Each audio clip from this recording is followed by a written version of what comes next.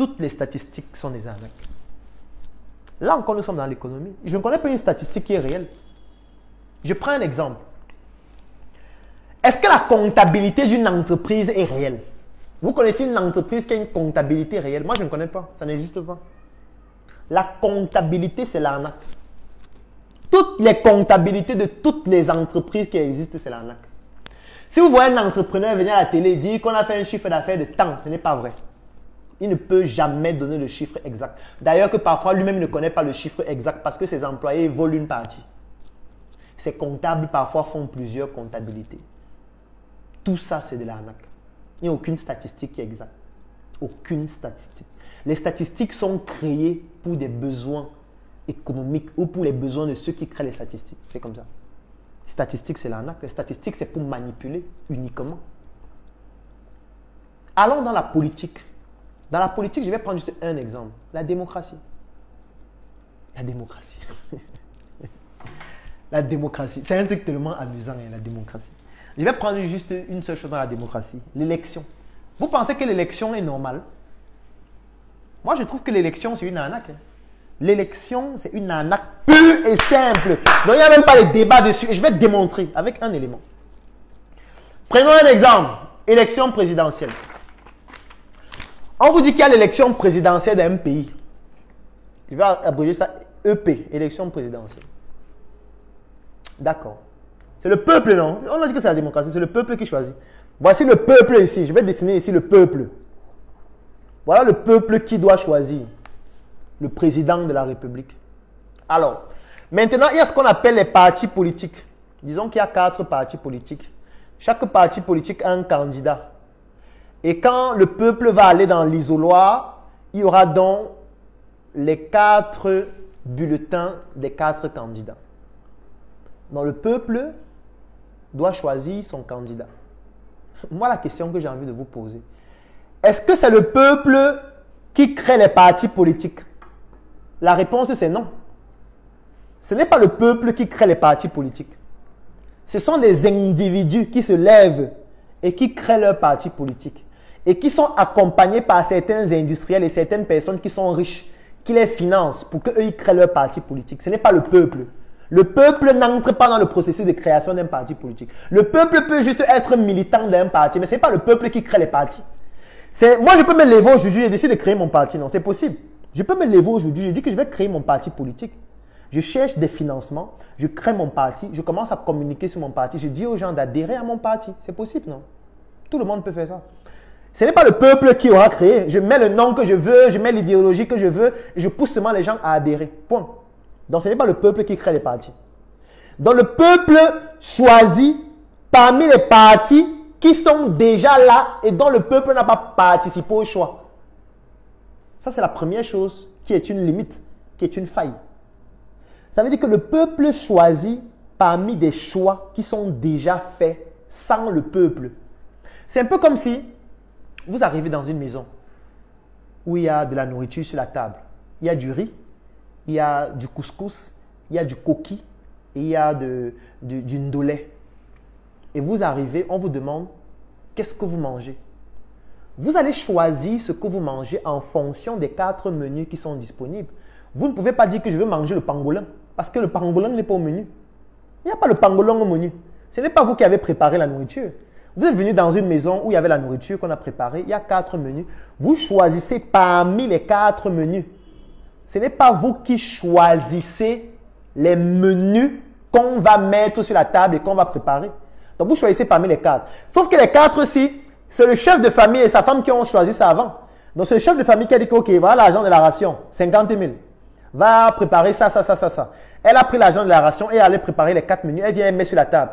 Mais vous venez donc choisir parmi le choix qui a déjà été fait par le chef de la famille et sa femme ou par sa femme même seule. Donc, le choix est déjà biaisé avant le choix. Vous venez maintenant, vous choisissez. Je vais laisser les détails sur, on a pris les unes, on a pris les bulletins, on a bourré. Je vais laisser tous les détails là. Je pars seulement sur ce principe. Déjà, sur ce principe, ça veut dire que ce n'est pas vous qui choisissez le président. Le président est choisi avant que vous ne choisissez. Parce que vous choisissez parmi ceux qu'on a déjà choisis sans vous. Et on appelle ça comment? Moi, je trouve que c'est une arnaque. Moi, je trouve que c'est une arnaque. C'est une manière de piper les jeux d'avance, sans vous. Mais on vous fait croire que c'est vous qui choisissez. C'est pour ça qu'en Chine, on ne vote pas. En Chine, il n'y a pas d'élection. Les Chinois estiment qu'un pauvre n'a pas le droit de choisir le président. En Chine.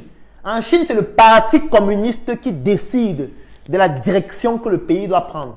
Et ce sont les élites qu'on choisit pour mettre dans le parti communiste. Ce sont ces élites qui décident de qui sera au pouvoir, des politiques qu'il y aura pour que le pays se développe. Le peuple ne choisit pas. Parce qu'ils estiment que quelqu'un qui est pauvre, qui n'a rien à manger, qui ne sait même pas si demain il sera encore vivant, qui ne sait même pas ce qu'il va manger le soir, qui ne sait même pas ce qu'il va porter tout à l'heure pour sortir, il ne peut pas choisir le président. Quelle est l'analyse stratégique qu'il a? Quelle est l'analyse économique qu'il a? Quelle est l'analyse environnementale qu'il a? Quelle est l'analyse en termes de dynamique de pouvoir qu'il a? Quelle est l'analyse en termes d'intelligence économique, en termes d'espionnage industriel, en termes de dynamique entre les pays, entre les continents? Quelle est l'analyse idéologique qu'il a? Quelle est la puissance économique, la puissance industrielle, la puissance éducative? Quel est le patrimoine? Quel est son substratum pour se permettre de dire qu'il va choisir celui qui sera le président? Il va choisir en fonction de quels critères, alors que lui-même il n'arrive pas à manger. Le Parti communiste dit non, tout le monde ne peut pas choisir. Nous, on va choisir pour vous, parce que nous, on est plus éclairés que vous par rapport aux enjeux de notre continent. Oui, c'est comme ça en Chine. En Chine, on ne vote pas. Et ils estiment que organiser même une élection où les gens vont venir voter, en fait, c'est dépenser trop d'argent. Ça ne sert à rien. Parce que, je vais vous prendre un exemple. Entre dépenser 5 milliards pour organiser une élection dans laquelle on a choisi les gens qui seront présidents et prendre les 5 milliards là pour créer 5 usines dont chacune des usines va recruter 100 personnes, c'est-à-dire 100, 200, 300, 400, 500 personnes directes qu'on va recruter. Et on sait que dans un environnement comme le Cameroun et l'Afrique globalement, une personne qui a un emploi décent nourrit en moyenne 10 autres personnes. Ça veut dire 500 personnes vont faire vivre en réalité 5000 plus 500 personnes, c'est-à-dire 5500 personnes. Entre investir les 5 milliards là pour créer 5 industries qui vont faire vivre 5500 personnes et organiser une élection, qu'est-ce qui est plus pertinent? Vous trouvez que quoi? Moi, mon point de vue, c'est qu'il faut construire les usines. Et on ne fait pas d'élection. Moi, c'est mon point de vue. Bon, je ne suis pas président, je ne fais pas la politique, je ne suis pas dans un parti, je ne choisis pas qui va l'être, ça ne m'intéresse pas. Je ne fais pas la politique partisane. La politique que je fais, c'est le direct que je suis en train de faire. Je partage mes idées, je crée des entreprises, j'accompagne des personnes à créer des entreprises, je participe à la création des entreprises, j'essaie de participer sur le plan économique dans notre pays. C'est tout ce que je fais. Je laisse les politiciens faire ce qu'ils ont à faire et faire ce qu'ils savent faire. Ils sont plus qualifiés que moi, plus compétents que moi. Moi, je ne fais qu'une analyse, mais moi, si c'était moi, j'aurais choisi de construire les usines. Tout simplement. Allons dans l'industrie. Les vêtements. Quand vous voyez un vêtement, on vous dit que c'est 100% coton. Ah bon? Ils ont pris le coton où? Je dis, vous voyez un vêtement qui sort de la Chine, on met l'étiquette 100% coton. Le coton sort d'où? Jusqu'à on fait 100% coton. C'est une arnaque. C'est tout. Ce qu'on écrit sur l'étiquette, c'est faux. Pourquoi est-ce qu'on nous pousse à cultiver le cacao, le coton, le café? Alors que pendant la traite négrière, on prenait nos ancêtres, on les torturait, on les fouettait, on prenait les plus costauds, on les mettait dans des pirogues, on les mettait dans des bateaux, on les envoyait dans des pays pour aller cultiver la canne à sucre. Vous ne vous êtes jamais posé la question, pourquoi est-ce que nos ancêtres cultivaient la canne à sucre et nous on nous demande de cultiver le cacao? Et nous on nous demande de cultiver le coton. Et nous on nous demande de cultiver le café. Après au final, c'est un cacao, un coton et un café. Donc ce n'est même pas nous qui fixons les prix. C'est eux qui fixent les prix. Donc c'est un peu comme si vous fabriquez votre produit. Quand vous finissez de fabriquer, celui qui vient acheter te dit à combien tu vas vendre. Est-ce que c'est même pas une arnaque? C'est une arnaque, non? Parce que c'est un peu comme si je m'en vais voir Régis Atangana, qui est le directeur général de Stack Top Color, qui fabrique ce sac que tout le monde doit avoir pour la rentrée scolaire. Je dis à Régis Atangana, fabrique 10 000 sacs Stack Top Color pour la rentrée scolaire qui va commencer le mois prochain. Régis Atangana fabrique 10 000 sacs. Il vient me faire le bilan comptable pour dire que le coût de production des sacs, c'est 10 000 francs par sac. Donc, il faut qu'on vende les sacs au moins à 15 000 pour gagner de l'argent. Mais quelqu'un vient, il te dit non. Tu vas vendre ton sac à 7 000. Si tu ne veux pas à 7 000, on n'achète pas ton sac. Sauf qu'il a conçu un système où tu ne peux pas utiliser ton sac toi-même. Il a conçu un système où toi, tu n'as pas d'industrie pour transformer ton cacao. Tu n'as pas d'industrie pour transformer ton coton. Tu n'as pas d'industrie pour transformer ton café. Et même quand il y en a, c'est lui qui est l'actionnaire majoritaire. Donc, c'est lui qui contrôle la production. Et c'est lui qui contrôle la transformation. Il te dit que tu vas vendre ton sac à 7 000. Tu fais quoi? Si tu ne vends pas à 7 000, tu vas te demander d'aller sucer ton cacao avec tes enfants. C'est bon pour le cœur. Il va te demander d'aller sucer ton café. Il va te demander d'aller prendre ton coton pour nettoyer les plaies de tes enfants qui sont malades. Tu vas faire quoi? Ça veut dire que tu as fini de souffrir pour fabriquer ton produit. Celui qui vient acheter, c'est lui qui te dit à combien tu dois vendre. Vous ne trouvez pas que c'est une arnaque? On appelle ça comment? La logique voudrait que quand tu as fini de fabriquer ton produit, c'est toi qui fixes le prix parce que c'est toi qui connais les contraintes sur le plan économique que tu as eu à mettre en jeu pour pouvoir avoir ce produit. Maintenant, je peux comprendre qu'il y a des produits, j'ai envie de dire des produits grand public, dont il faut standardiser les prix par rapport à une norme. Encore que même la norme, c'est une arnaque, puisque la norme, ce n'est pas le peuple qui définit la norme. Mais bon, quand on dit qu'on vend le pain à 150, 200, est-ce que c'est le peuple qui choisit le prix là? Ce n'est pas le peuple qui choisit le prix du pain. Ce n'est pas le peuple qui choisit le prix du lait. Ce n'est pas le peuple qui choisit le prix du yaourt. Le peuple découvre juste que la norme du prix du yaourt, c'est tant. Mais en fait, c'est les industriels qui fabriquent les yaourts qui définissent les normes. Et les industriels, là, en faisant leur réunion pour définir les normes, est-ce que le peuple est là? Non, le peuple achète un yaourt dont on a à définir le prix sans lui. Il se bat juste pour que le prix n'augmente pas trop. Quand ça augmente un peu, il marche dans la rue. Et puis, quand on diminue, il dit que bon, c'est bon, on a diminué. Mais en fait, il ne sait pas que le dé était déjà pipé d'avant. C'est juste que parfois, ils veulent gagner plus d'argent. C'est pour ça qu'ils augmentent les prix. Pour moi, tout ça, c'est une arnaque. Tout ça. La bière, c'est une arnaque. Pourquoi je dis que la bière, c'est une arnaque? Dans un pays comme le Cameroun, ou dans la plupart des pays en Afrique, combien d'Africains ont des brasseries? Là, je fais un coucou à l'entreprise l'Union des brasseries du Cameroun. Et là, je vais faire un coucou aussi particulier à un monsieur que j'ai rencontré il y a de cela quelques jours. Je vais rechercher sa carte. Voilà. Alors, dernièrement, j'ai fait une vidéo dans laquelle je disais que je souhaite rencontrer le docteur Paul Kamonier-Fokam, je souhaite rencontrer Baba Danpulo, je souhaite rencontrer Sylvestre Ngouchingue et tous les autres industriels camerounais qui ont une certaine puissance. Et voilà, j'ai eu de très bons retours après cette vidéo, dont je pense que j'avais fait une autre vidéo pour l'expliquer. Et comme je parlais de la bière, je dis qu'il n'y a pas beaucoup d'Africains qui ont des brasseries. Et quand même, je voulais féliciter et honorer un monsieur qui est entré définitivement dans le patrimoine de notre pays. C'est un monsieur qui a fait l'impensable, qui a fait l'inimaginable, qui a fait quelque chose qui jusqu'à aujourd'hui, je me dis, il fallait vraiment de l'audace. Kadi de Fosso, qui a créé l'entreprise UCB, qui fabrique la bière Kadi Bière, qui est de regretter mémoire et dont ses enfants ont pris la relève de l'entreprise. Alors dernièrement, j'étais en train de faire sport, j'ai rencontré le directeur commercial de l'entreprise, du moins il m'a reconnu en route. Donc j'étais en train de faire sport, il m'a reconnu et il m'a appelé, on a discuté longuement. Et il me parlait donc de la vidéo que j'avais eu à produire en disant que voilà, il appréciait le travail que je fais en ligne. Et il m'a donné sa carte. Il s'appelle Monsieur Ngassam Franck-Éric. Monsieur Ngassam Franck-Éric. C'est le directeur commercial de l'Union camerounaise des brasseries, donc de UCB. Donc, je voulais lui faire un big up en passant. Je ne sais pas s'il regarde cette vidéo, s'il y a des gens qui sont en train de regarder, qui le connaissent. Donc, il s'appelle Monsieur Ngassam Franck-Éric. C'est le directeur commercial de l'Union camerounaise des brasseries, dans UCB, qui a donc plusieurs marques sur le marché comme Kadi Bière, comme King, comme K44, comme Spécial, Pamplemousse et tous les autres spéciales comme L'eau, Majiba, etc.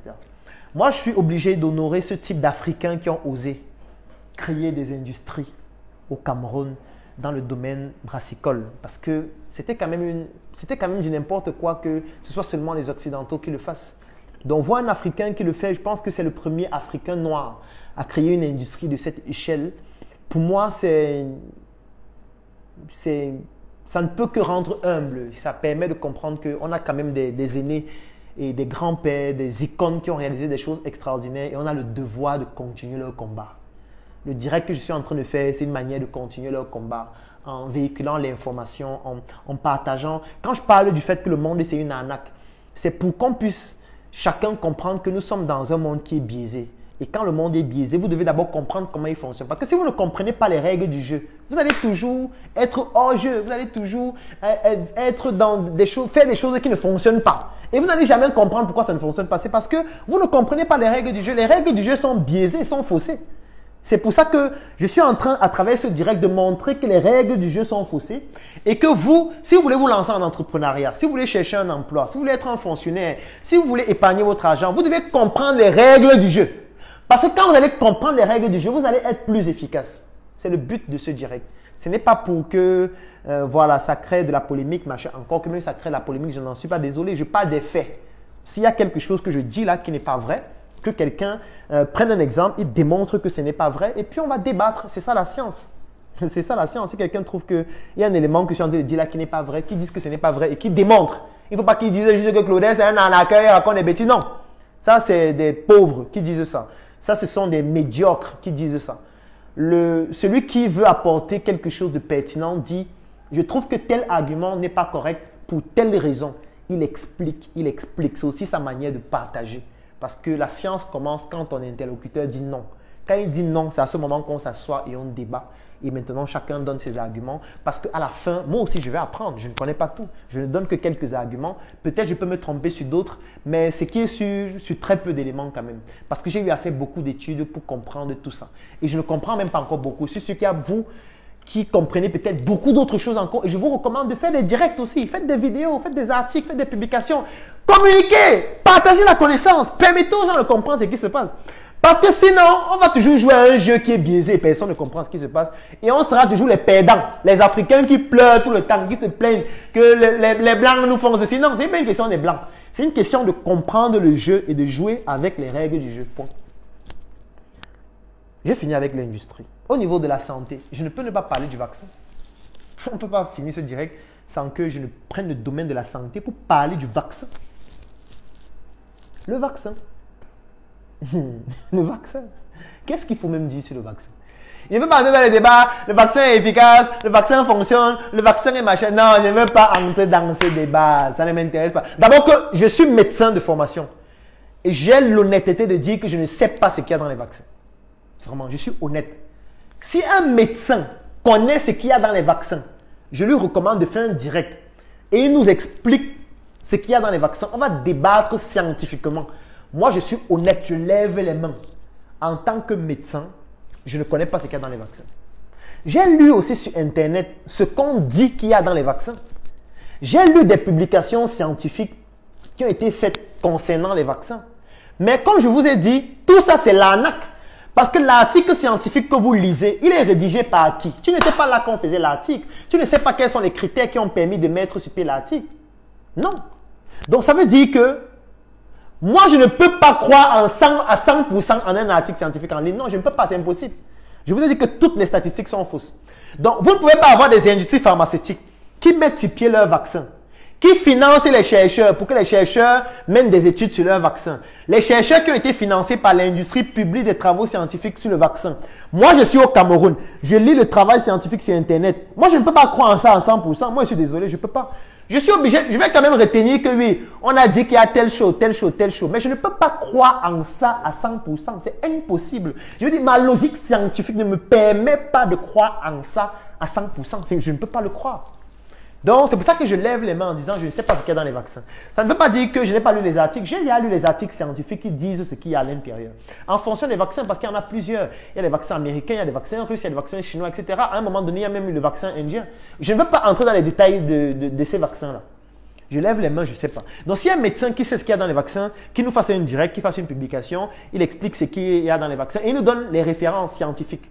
Parce qu'un article n'a de valeur qu'en fonction des références. Parce que quand il va donner les références, moi je vais aller voir les références, je vais aller voir les entreprises ou plutôt les personnes qui ont financé les études, qui ont permis de mettre sur pied ces travaux scientifiques-là. Et ça va permettre de voir s'il n'y a pas de conflit d'intérêt. Parce qu'une étude scientifique n'a de valeur qu'en fonction des conflits d'intérêt. C'est pour ça que quand on publie un travail scientifique, on doit toujours dire si on a un conflit d'intérêt par rapport au travail en question. Sinon, ça n'a pas de valeur. Donc, il ne faut pas juste venir dire j'ai lu dans tel document que telle étude. Non, non. Dès que tu vas dire telle étude, je vais vais prendre la référence, parce qu'il faut que tu donnes la référence. Je vais prendre la référence, je vais aller lire la référence, je vais voir les différents auteurs, je vais essayer de savoir comment est-ce qu'on a fait pour financer l'étude. Parce que le médecin qui se plaint déjà que son salaire est petit, il a pris l'argent ou pour faire des études qui coûtent des millions de dollars pour dire que telle chose est pertinente par rapport à telle autre. Ça veut dire qu'il y a quelqu'un qui finance. Celui qui finance, c'est qui? Il a quel intérêt? Est-ce qu'il n'est pas dans l'industrie pharmaceutique? Il faut qu'on le sache. Parce que s'il est dans l'industrie pharmaceutique, il a donc un conflit d'intérêt. Il ne peut pas financer une étude qui va dire que le vaccin est mauvais alors qu'il est investisseur dans une entreprise qui produit le vaccin. Donc, moi je lève juste les mains. Mais la seule chose que je vais dire concernant le vaccin, c'est ce qui se passe en France. Le pass santé. Vous avez remarqué que les gens sortent manifester en France, non? Ce ne sont pas les Africains. Ce ne sont pas les Africains. C'est que les Français se lèvent, les Français de souche parfois aussi, se lèvent et manifestent dans la rue qu'on est contre le pass santé. On est contre le vaccin obligatoire. Ce sont les Français, ce ne sont pas les Camerounais, ce ne sont pas les Guinéens, ce ne sont pas les Congolais, ce ne sont pas les Ivoiriens. Peut-être il y en a aussi dans la masse. Mais moi, les manifestations que j'ai vues, ce sont les Français.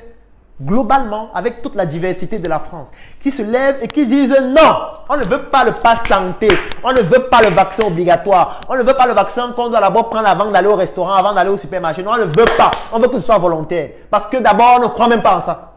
Les Français, qui eux-mêmes sortent dans la rue, disent que le vaccin c'est l'arnaque. Ce n'est pas moi qui dis. Allez sur les chaînes, même les chaînes mainstream, comme France 24, n'ont pas pu cacher ça, puisque c'est connu de tout le monde que les Français manifestent et sont contre le vaccin.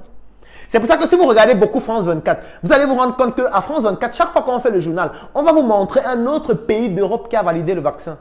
On va vous dire qu'en Italie, ils ont validé le vaccin et tout. C'est une manipulation. Je vais parler des médias tout à l'heure. C'est pour que les Français, en regardant ça, se disent « Hey, en Italie, ils ont validé. Non, ça va. Validons donc aussi. Parce que l'Italie a validé, donc acceptons aussi. » Donc les Français sont en train de se lever pour dire que le vaccin c'est l'arnaque. Ce n'est pas Claudel. Moi je ne marche pas dans la rue.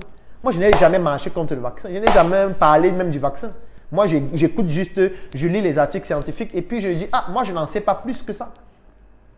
Mais la seule chose que je sais, c'est que lorsque vous avez le vaccin contre la COVID-19 et que vous voulez voyager, ça veut dire que si vous avez fait votre vaccin contre la COVID-19 ici au Cameroun et vous voulez quitter le Cameroun pour aller en Côte d'Ivoire, pour aller au Togo, pour aller au Mali, pour aller dans un autre pays, on va vous demander de faire les tests parce que eux, le vaccin pour eux, ça ne compte pas.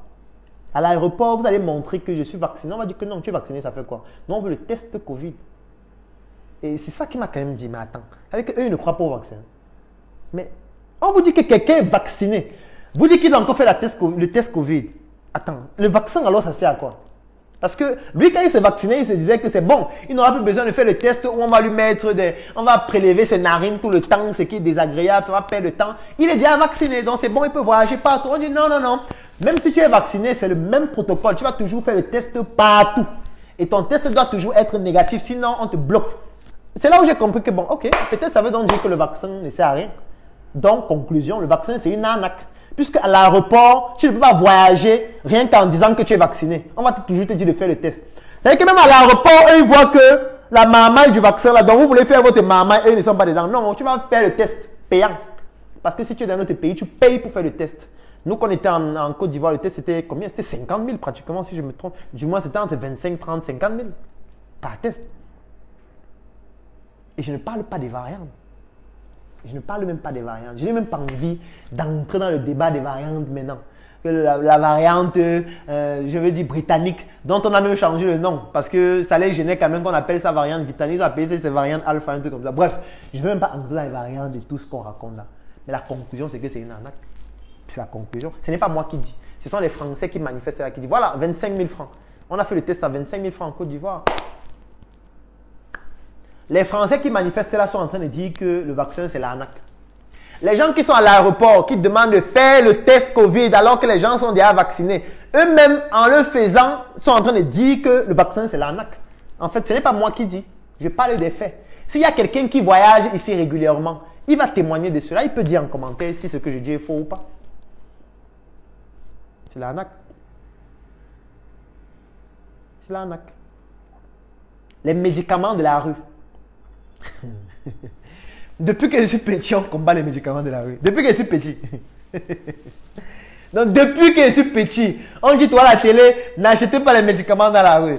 Combattons les médicaments de la rue. Les médicaments de la rue sont dangereux. Achetez vos médicaments à la pharmacie. Depuis que je suis petit, ça fait plus de 30 ans qu'on combat les médicaments de la rue. Moi, un jour, je me suis posé la question que, mais attends, les gens qui vendent dans la rue, là, ils ne sont pas cachés. C'est-à-dire que c'est des gens qui sont en route. Ils ont des kiosques. Parfois, ils ont des beaux kiosques. Ils ont des kiosques avec la lumière, les médicaments bien classés. Ils donnent des conseils. Ils vendent des médicaments moins chers. Ils sont connus. Ils sont partout en route. Tout le monde les connaît. Un jour, je me disais que, mais pourquoi on ne les arrête pas tous, on les met en prison? Pourquoi on ne les arrête pas? Puisque tout le monde sait que les médicaments de la rue sont dangereux pour la santé. Tout le monde dit ça.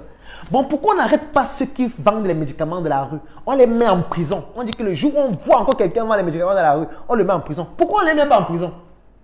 Depuis 30 ans, 40 ans, 50 ans, pourquoi? En fait, quand j'ai vu qu'on ne les met pas en prison et qu'au contraire, ils augmentent même. Parce que moi, chaque jour, je vois des nouveaux. Chaque jour, il y a une nouvelle personne qui crée son kiosque en route. Il vend les médicaments de la rue. De plus en plus. Ils vendent tout type de médicaments. Les antibiotiques, les antipyrétiques, les anti-inflammatoires. Ils vendent les décongestionnants nasaux. Ils conseillent, ils font les ordonnances, ils font tout. Ils sont les hôpitaux ambulants. J'ai compris que c'est la marmaille, en fait. C'est tout. C'est juste qu'il y a des gens qui gagnent de l'argent de cette économie-là. Des gens parfois haut placés. Donc, ils n'ont même pas intérêt à ce que ça s'arrête. Ils n'ont pas intérêt. Donc, c'est une arnaque. Donc, ils font semblant de combattre alors qu'en réalité, ils ne combattent pas réellement. Parce que s'il faut vraiment arrêter ça, on peut arrêter les médicaments de la rue en une semaine. C'est-à-dire qu'en une semaine, on dit que la semaine prochaine, si quelqu'un tente d'ouvrir son kiosque dans la rue, il vend les médicaments, on l'arrête, on lui donne 20 ans de prison. Ça va s'arrêter, non? Si on veut arrêter ça en une semaine, on arrête ça. Ça n'a même pas besoin de durer longtemps. On te trouve en route, on t'arrête, on t'enferme. 20 ans. Tu passes à la télé avec une plaque, alias, je vendais les médicaments dans la rue. Si on fait ça avec 10 personnes, 20 personnes, 30 personnes, 50 personnes, les gens vont arrêter de vendre dans la rue. Mais pourquoi on ne le fait pas? Pourquoi on fait seulement? Pourquoi on dépense de l'argent pour faire des publicités, pour dire que c'est dangereux, au lieu d'aller faire ce qu'il faut faire pour que ça ne soit plus là? C'est parce qu'on gagne de l'argent. C'est une marmaille. Donc, c'est une arnaque. C'est une autre arnaque aussi. Une autre arnaque. C'est une autre arnaque. Je suis désolé. Dans le domaine santé, je voulais parler de l'arnaque des rapports sexuels. Mais je vous épargne ça parce que je suis sûr qu'on a fait plus de 2 heures de temps. Donc, je vais laisser l'arnaque des rapports sexuels. Je vais passer rapidement à l'arnaque sur l'amour. L'arnaque de l'amour. Dans l'arnaque de l'amour, j'ai envie de parler de l'homosexualité. L'homosexualité. Sincèrement, j'ai beaucoup réfléchi. J'ai beaucoup réfléchi sur le fait que pourquoi l'Occident fait la promotion de l'homosexualité? C'est une question vraiment, si quelqu'un a la meilleure réponse, qu'il la donne en commentaire. J'ai longtemps réfléchi à ça. Pourquoi l'Occident fait autant la promotion de l'homosexualité? Pourquoi? Pourquoi dans tous les films, on essaye de faire la promotion de l'homosexualité? Dans toutes les séries, on essaye de faire la promotion de l'homosexualité. Dans les documentaires, on essaye de faire la promotion de l'homosexualité. Dans j'ai envie de dire, les télé-réalités, on fait la promotion de l'homosexualité. Dans les clips, on fait la promotion de l'homosexualité. Dans les livres, on fait la promotion de l'homosexualité. Dans les applications mobiles, prenez un exemple comme l'application WhatsApp. Vous ouvrez les émoticônes. Vous allez voir les émoticônes des homosexuels qui sont en couple. Pourquoi dans les livres, on fait la promotion de l'homosexualité? Je veux dire, je me suis toujours posé cette question. Pourquoi l'Occident fait autant la promotion de l'homosexualité? Pourquoi? Je veux dire, on va nommer des directeurs et préciser qu'ils sont homosexuels. On va nommer des ministres, préciser qu'ils sont transgenres. On va nommer des gens, dire qu'ils sont homosexuels. Ils font tellement la publicité sur l'homosexualité à un point extrême que je me pose la question. Il y a forcément quelque chose derrière. J'ai des idées, tu vois. Je ne sais pas tout. J'aime toujours dire, je n'ai pas la science infuse. Je ne connais pas tout. J'ai des idées. Est-ce que c'est pour réduire la population? Je ne sais pas. Je ne sais pas si c'est ça. Est-ce que c'est une autre forme de domination? Je ne sais pas. Est-ce qu'il y a des pratiques par rapport à l'homosexualité? Je ne sais pas. Peut-être. Je ne peux pas avoir une réponse définitive à ça. Je ne sais pas. Mais ce qui me permet de dire que c'est l'arnaque, c'est quoi? C'est que, repartons sur la religion. J'ai parlé de la religion tout à l'heure en allant sur le postulat de Dieu qui a créé l'humanité, etc. et tout. Sauf que dans la religion, dans pratiquement toutes les religions, il y a une valeur qui est partagée dans presque toutes les religions. Vous savez ce que c'est? C'est la polygamie. Dans pratiquement toutes les religions, il y a des personnes qui avaient beaucoup de femmes. Dans presque toutes les religions. Vous pouvez regarder dans la Bible, vous pouvez regarder dans le Coran, vous pouvez regarder dans la Torah. Toutes les religions pratiquement, il y avait des gens qui avaient beaucoup de femmes. À ma connaissance, je dis bien à ma connaissance. Peut-être vous allez me démontrer le contraire en commentaire, je ne sais pas. À ma connaissance, je ne connais pas un livre saint religieux qui fait la promotion explicite de l'homosexualité. Je ne connais pas. Donc, je ne connais pas un livre saint religieux où on dit dans ce livre que les gens se mariaient ensemble, les gens faisaient l'amour, 2 hommes entre eux, 2 femmes. Je ne connais pas. Comme je dis, je ne connais pas tous les livres religieux. Je peux me tromper. Donc, s'il y a un livre saint d'une religion, comme le catholicisme, comme le judaïsme, comme l'islam, comme le protestantisme, etc., dans lequel il y a des passages où on fait explicitement la promotion de l'homosexualité, vous me dites, vous donnez juste l'article, en fait. Vous donnez le nom du livre, vous donnez l'article. Moi aussi, je vais aller lire et puis je vais me documenter, je vais apprendre. On apprend tous les jours. Nous sommes tous ignorants, mais pas de la même chose. Donc, je suis d'accord, je ne connais pas tout. Donc, certainement, moi, j'ai cherché, je n'ai pas vu. Moi, j'ai déjà lu la Bible, j'ai déjà lu le Coran, j'ai déjà lu la Torah, j'ai déjà lu beaucoup de livres saints de certaines religions. Je n'ai pas encore lu. Donc, si vous avez vraiment des articles qui font la promotion de l'homosexualité dans les livres saints religieux, vous me donnez juste l'article. Moi, je vais aller lire, je vais me documenter, je vais aussi apprendre. Par contre, dans tous les livres saints que j'ai lus sur la religion, on fait la promotion de manière explicite de la polygamie. Ça veut dire, on vous parle des gens qui avaient beaucoup de femmes, des gens qui avaient des centaines de femmes même. Je veux dire, on en parle dans le Coran, on en parle dans la Bible, on en parle dans la Torah. Dans presque tous les livres saints que j'ai lus, on fait la promotion de la polygamie. Par contre, l'Occident est contre la polygamie. C'est quand même bizarre. L'Occident est contre la polygamie. Ça veut dire la polygamie qui est dans tous les livres saints. La polygamie que Dieu a validée, parce que si c'est dans les livres saints, bon, si on va sur la logique des religieux, ça veut dire que Dieu a validé ça, ça fait partie des valeurs de Dieu en fait, que les gens aient plusieurs femmes. Nos ancêtres avaient plusieurs femmes. Nos chefs du village ont plusieurs femmes. C'est vrai que dans certaines régions comme l'ouest du Cameroun, la polygamie était une technique utilisée pour contrer les colons.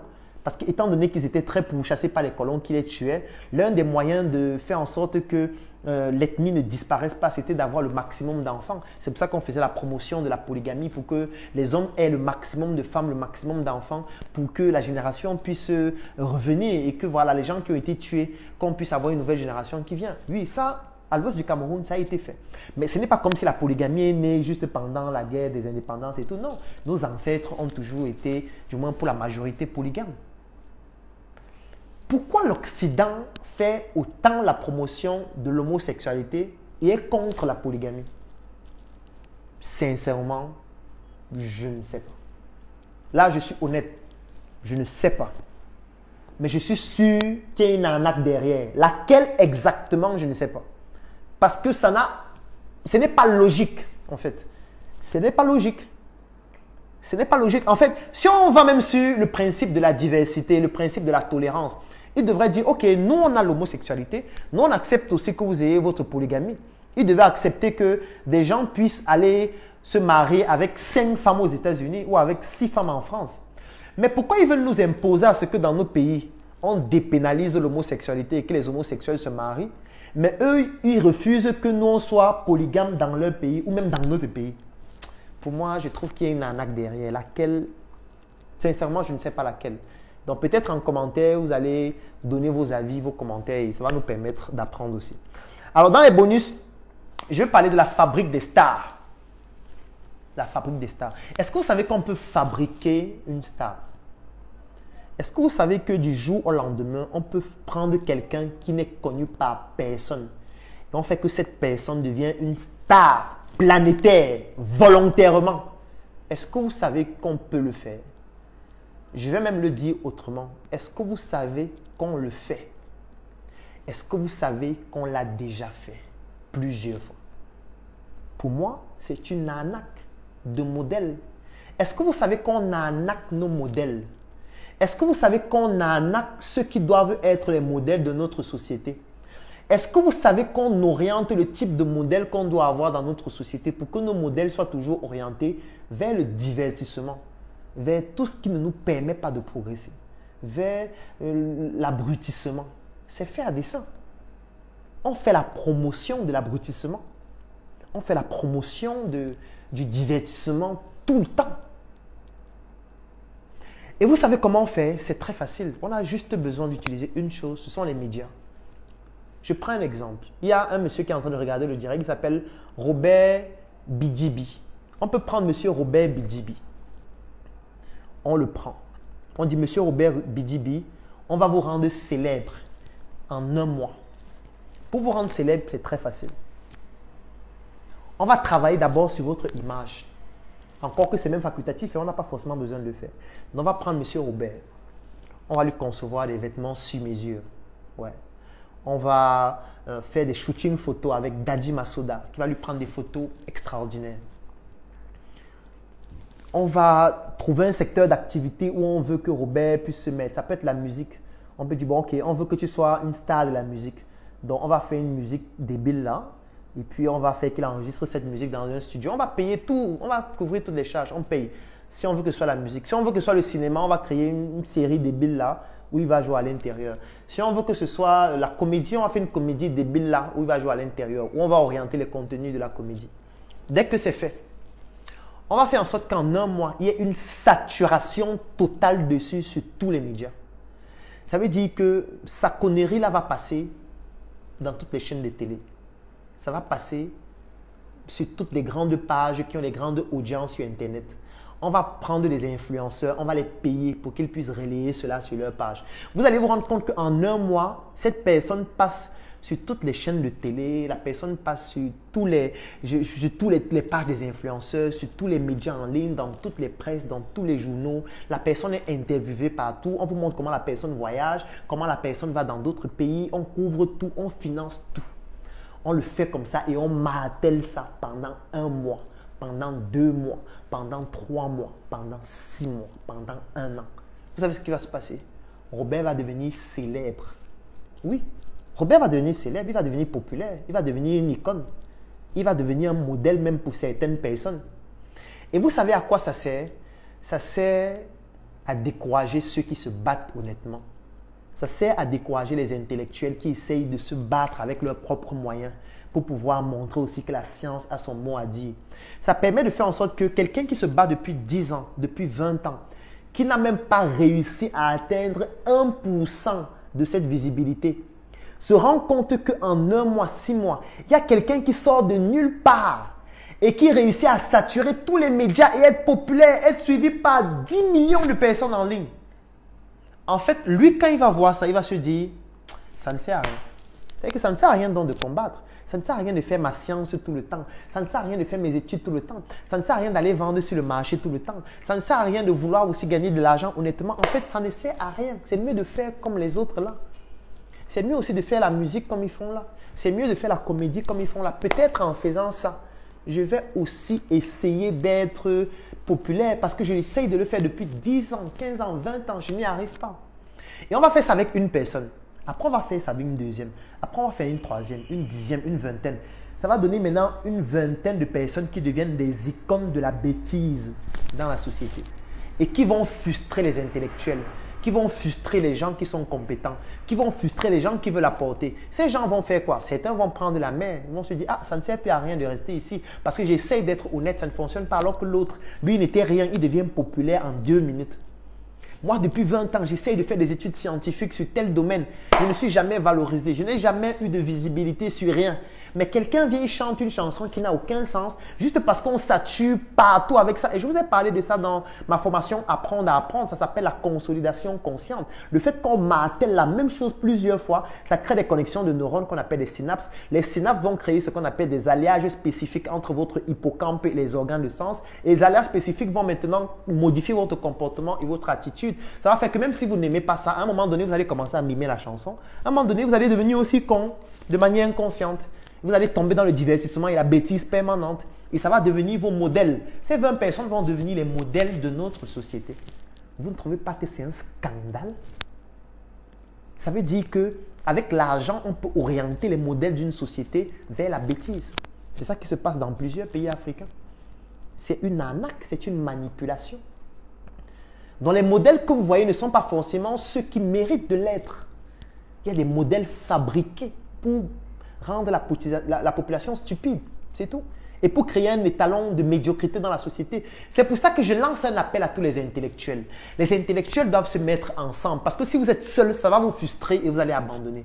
Les intellectuels doivent se mettre ensemble, mettre leurs moyens ensemble, mettre leur cerveau ensemble, mettre leurs compétences ensemble pour que la médiocrité ne devienne plus l'étalon de notre société comme c'est le cas actuellement. Sinon, tous les intellectuels, toutes les personnes brillantes vont se décourager, vont déprimer, vont se suicider, vont aller en exil, vont aller dans d'autres pays, vont prendre la mer et on va laisser la société aux idiots.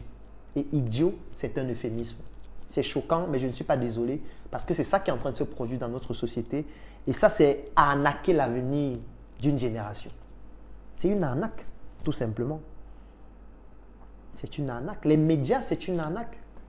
Les médias transmettent l'information qui est fonction des intérêts de ceux qui ont le média.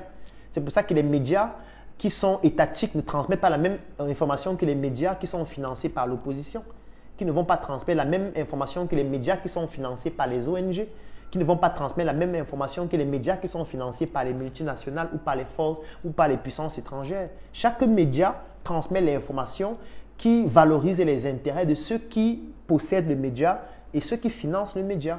C'est pour ça que je dis que le média et les médias, c'est une arnaque. Les médias transmettent les informations pour manipuler et pour orienter l'information en fonction de leurs intérêts, pas en fonction des intérêts du peuple. C'est pour ça que je dis qu'un entrepreneur ne doit pas regarder la télévision, sauf si c'est sa télévision, sauf si c'est sa propre chaîne, ou alors s'il est actionnaire dans cette chaîne, ou tout simplement s'il a peut-être des contenus qu'il diffuse dans ces chaînes-là qui lui permettent d'avoir de la visibilité et gagner de l'argent. En dehors de ça, la télé, ça ne vous sert à rien. En fait, je suis sûr qu'on a déjà fait 3 heures, alors que le direct devait faire 2 heures. C'est passionnant de parler du monde qui est une arnaque, parce que je pourrais continuer comme ça pendant 10 heures de temps. Les exemples n'en finiraient pas. Tout le monde entier, c'est une arnaque. Tout le monde entier. Et le but du direct avait pour objectif de vous permettre de comprendre l'arnaque dans laquelle nous vivons. De vous permettre de comprendre les manipulations qu'il y a dans notre société. De vous permettre de comprendre que nous sommes en train de jouer à un jeu de football où les adversaires ont la possibilité de marquer les buts avec la main. Mais nous, on essaye toujours de marquer avec les pieds parce qu'on se dit qu'on veut respecter une loi qui en réalité est biaisée et est pipée d'avance. Quand vous êtes dans un jeu où les autres ne respectent plus les règles, où personne ne respecte les règles, ou alors respecte d'autres formes de règles, vous devez comprendre quelles sont ces règles-là. Vous devez vous adapter par rapport à ces règles-là. Vous devez vous développer en fonction de ces règles-là pour avoir les moyens financiers, économiques, stratégiques, pour avoir le lobbying et pour avoir toute la puissance nécessaire avant de penser à changer les règles. Vous ne pouvez pas changer les règles sans argent. Vous ne pouvez pas changer les règles sans communauté. Vous ne pouvez pas changer les règles sans intelligence, si vous ne vous documentez pas. Vous ne pouvez pas changer les règles si vous ne connaissez même pas les règles qui sont biaisées. Vous ne pouvez pas changer ce que vous ne connaissez pas. Donc, vous devez d'abord comprendre les règles, surfer sur les règles, développer des activités qui vont vous permettre de surfer sur ces règles pour vous démarquer, développer un pouvoir économique, développer une communauté, développer un potentiel, vous mettre ensemble. C'est le mot par lequel je vais terminer. Il faut se mettre ensemble. On ne peut pas faire ça seul. Parce que je vous dis, c'est une armée qui se met ensemble contre nous. Et nous, on veut aller seul. Ce n'est pas possible. On doit se mettre ensemble. Qu'importe l'endroit du monde où on se trouve. Et ce n'est pas un combat de race. Ça veut dire que ce n'est pas un combat des blancs contre les noirs. Non, même les noirs et les blancs sont victimes de ça. Je vous ai parlé de la Covid, non? Les gens qui marchent en France, là, il y a les blancs qui marchent, non? Ça veut dire qu'il y a aussi des blancs qui sont contre l'oligarchie. C'est-à-dire un petit groupe de personnes qui veulent contrôler toute la société. Les blancs sont aussi victimes de ça. Ce n'est pas un combat de race des blancs contre les noirs, non. C'est un combat de l'humanité. C'est un combat de la logique. C'est un combat humain que nous devons défendre, mais en nous mettant ensemble du moment où on partage la même idéologie. Qu'importe d'où on vient. Je vais terminer avec les actualités. La première actualité, c'est le fait que le vendredi 13 août, à partir de 16 h, à l'hôtel Mancel de Yaoundé, je vais dispenser une formation unique. C'est la première fois que je dispense une formation sur ce thème et ce sera aussi la dernière fois où je vais parler des leviers financiers, notamment le levier financier qui s'appelle la levée de fonds.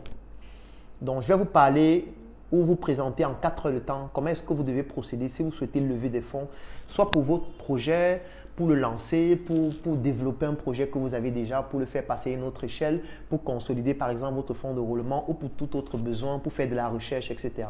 Donc, je vais vous parler et vous partager notre expérience, la mienne, celle de la Startup Academy, celle de Startup Group et de toutes les entreprises que nous avons déjà accompagnées à lever des fonds. Donc, ce sera le vendredi 13 août à partir de 16 h à l'hôtel Mancel de Yaoundé. C'est un événement qui est totalement gratuit pour les membres de la Startup Academy. Donc, si vous êtes membre de Startup Academy, vous allez assister gratuitement. Mais étant donné qu'il n'y a que 200 places disponibles, donc il faut réserver obligatoirement cette semaine avant. Sinon, vous allez venir et la salle sera pleine.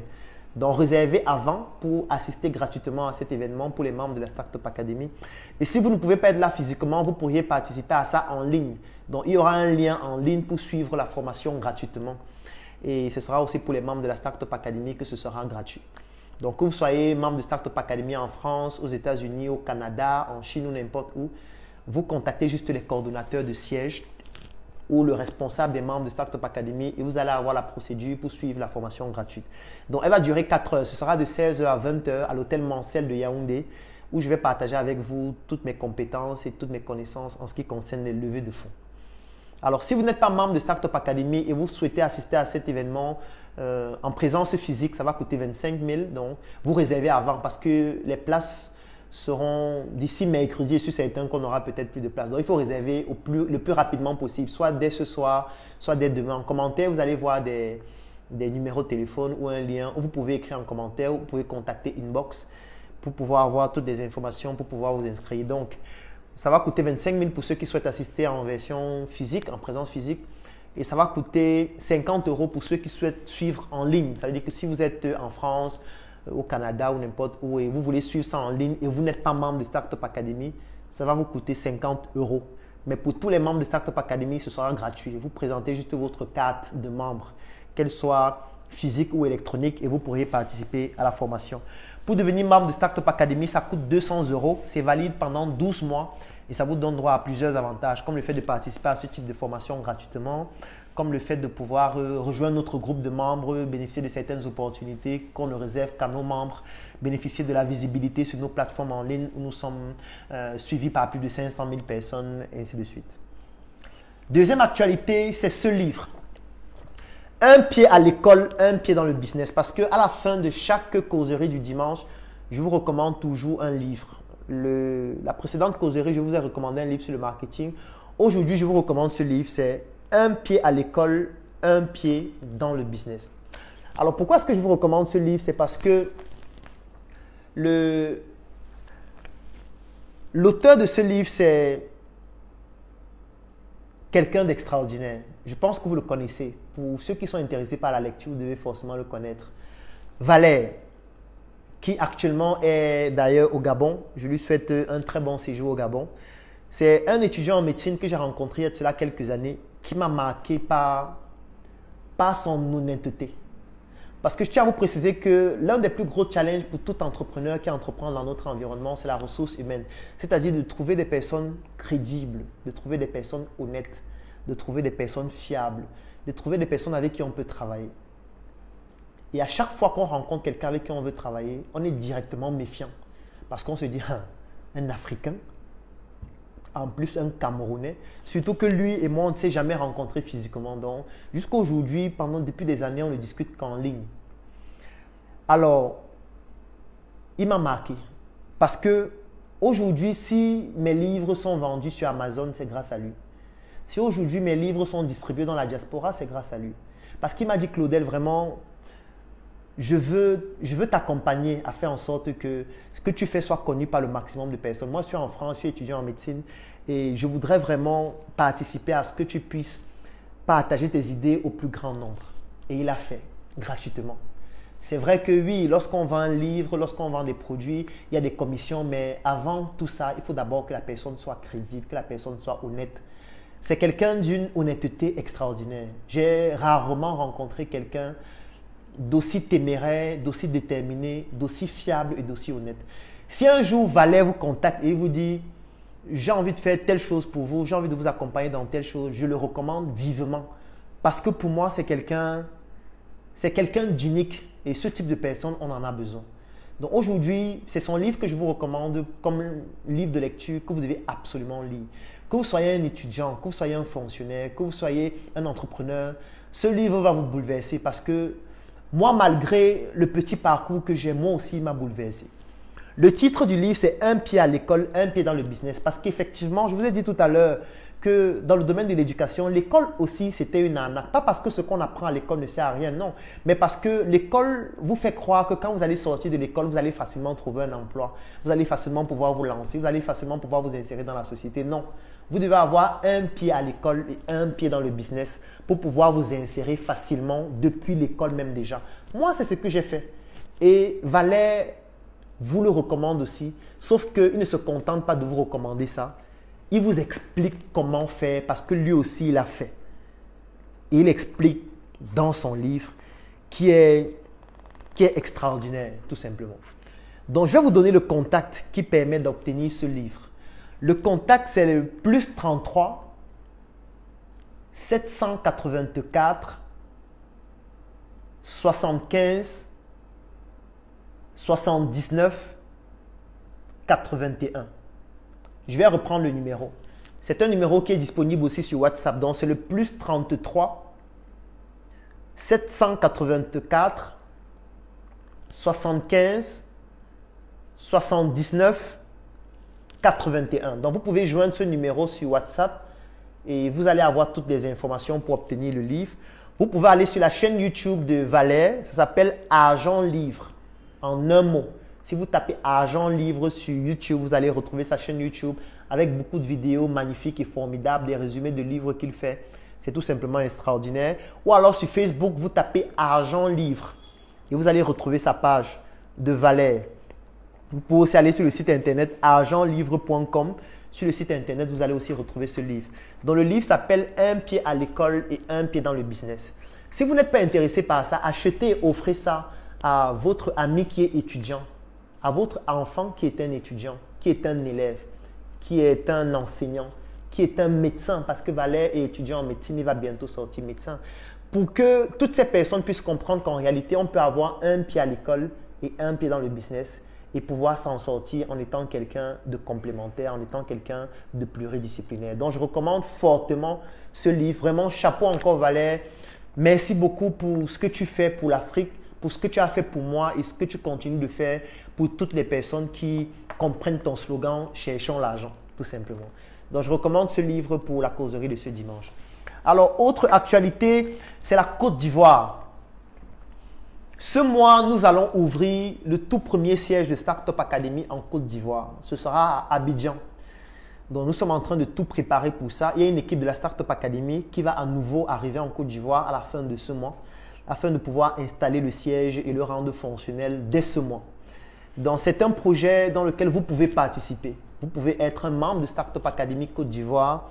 Vous pouvez être un investisseur pour ce projet si vous souhaitez plutôt investir. Et là, vous n'avez pas besoin d'être en Côte d'Ivoire, que vous soyez dans n'importe quel pays, vous pouvez bénéficier de cette opportunité d'investissement pour notre projet d'ouverture de notre siège en Côte d'Ivoire. Et c'est dans la même dynamique que nous allons ouvrir des sièges de Startup Academy dans plusieurs autres pays il y a, ou plutôt quartier de l'Afrique, il y a le Burkina Faso qui est un pays, ou plutôt un quartier dans lequel nous allons ouvrir un siège. Il y a le Mali, il y a le Sénégal, il y a le Ghana. Bref, nous avons pour objectif d'ouvrir un siège de la Startup Academy dans les principales capitales africaines, au moins 4 à 5 capitales avant la fin de cette année et les autres l'année prochaine. Donc, s'il y a des personnes dans une capitale africaine ou dans un quartier de l'Afrique qui souhaiteraient que nous puissions installer un siège de la Startup Academy dans leur quartier, n'hésitez pas à nous contacter à travers les numéros qui sont en commentaire, en inbox, et nous allons travailler à pouvoir le faire avec vous. Mais pour ce mois, le quartier que nous avons décidé de cibler, c'est la Côte d'Ivoire à Abidjan. Donc, si vous souhaitez être un membre de la Startup Academy à Abidjan ou alors si vous souhaitez être un investisseur pour ce projet, vous nous contactez, vous nous écrivez inbox ou alors vous laissez vos coordonnées et nous allons vous joindre afin de pouvoir vous donner toutes les informations nécessaires pour que vous puissiez faire partie de cette aventure. Autre actualité, c'est le Numbisi Resource Centers. Donc, c'est ce centre que je suis en train d'ouvrir à Bastos, la capitale du Cameroun, qui comporte donc plusieurs services comme par exemple le cabinet de consultation médicale, le médecin 2.0, comme mon cabinet de consulting, Claudel Numbisi International Consulting, comme par exemple Collagency, qui est notre filiale qui se spécialise dans la gestion des bases de données, les levées de fonds, comme par exemple le Studio, qui est dans ce studio dans lequel nous faisons des tournages pour entreprises principalement, que ce soit des émissions, des shootings photos, etc. Que ce soit notre salle de formation uniquement corporate pour les entreprises, que ce soit la vitrine dont je vous ai partagé certaines images l'autre jour, qui est notre supermarché à travers lequel nous souhaitons mettre en avant et en valeur de la meilleure des manières les produits et les services des Africains, ou encore même le bureau de la Startup Group qui permet de pouvoir bénéficier de tous les services des 15 filiales qui sont au sein de cette entreprise que nous avons créée et dont je suis le président du conseil d'administration qui s'appelle la Startup Group. Donc, Numbisi Resource Center va être inauguré ce mois. Vous auriez tous les détails les jours à venir. Autre actualité, c'est sur mesure. Je vous ai certainement partagé ces images pour ceux qui me suivent. La construction de l'usine de sur mesure qui a déjà débuté à Yaoundé et dont nous sommes en train de tout donner pour que ce soit une usine aux normes internationales, que ce soit un site touristique même carrément. Il faudrait que ce soit un point phare. Ça veut dire quand quelqu'un arrive au Cameroun, il doit se dire « je dois visiter l'usine de sur-mesure. Je dois voir ce que les Africains sont capables de faire parce que c'est un travail de malade que nous sommes en train de faire. » Là, je fais un coucou à Jacquino Maï qui est le directeur général de Ferromac, qui est dans l'entreprise qui est contractante de la construction, l'entreprise de construction de l'usine sur mesure et même du Numbisi Resource Center. C'est un gars d'une finesse extraordinaire. Je recommande fortement son entreprise qui s'appelle Ferromac. Si vous tapez sur Facebook Ferromac, vous allez retrouver l'entreprise de Jacquino Maï et j'ai même déjà fait plusieurs publications sur lui. Donc, si vous êtes dans le domaine du bâtiment, si vous construisez des maisons, des immeubles, si vous avez des prestations dans le domaine du bâtiment et vous recherchez un entrepreneur ou une entreprise qui a le souci du détail, je vous recommande Jacquino Maï tout simplement. Donc, c'est sur cette note que je vais mettre un thème à ce direct qui a mis beaucoup de temps. On a mis plus de 3 heures de temps alors qu'au début, c'était pour 2 heures. Mais je trouve que c'était nécessaire de pouvoir prendre le temps qu'il faut pour vous transmettre la démonstration qui permet de comprendre qu'en réalité, le monde est une arnaque. Le monde est une arnaque, pas pour que vous soyez des arnaqueurs, mais non. C'est pour que vous puissiez comprendre comment fonctionne ce nouveau monde dans lequel les dés sont pipés. C'est pour que vous puissiez surfer sur la vague. C'est pour que vous puissiez gagner des opportunités. C'est pour que vous puissiez développer votre réseau. C'est pour que vous puissiez, avec nous mettre ensemble et pour qu'ensemble, nous puissions changer les règles et faire en sorte que ces règles-là soient désormais dans un avantage qui nous est favorable. Je vous souhaite de passer un très bon dimanche, du moins fin de dimanche, une très bonne semaine. Portez-vous bien. Rendez-vous vendredi 13 août. À partir de 16 h à l'hôtel Mancel pour ceux qui seront là physiquement ou encore en ligne pour ceux qui vont assister à notre formation unique sur les levées de fonds. Ce sera à partir de 16 h à l'hôtel Mancel de Yaoundé jusqu'à 20 h. Ce sera une explosion intellectuelle. Rendez-vous dimanche prochain pour une autre causerie du dimanche. Je vais vous partager le thème en semaine sur ma page. Portez-vous bien et passez une très bonne semaine!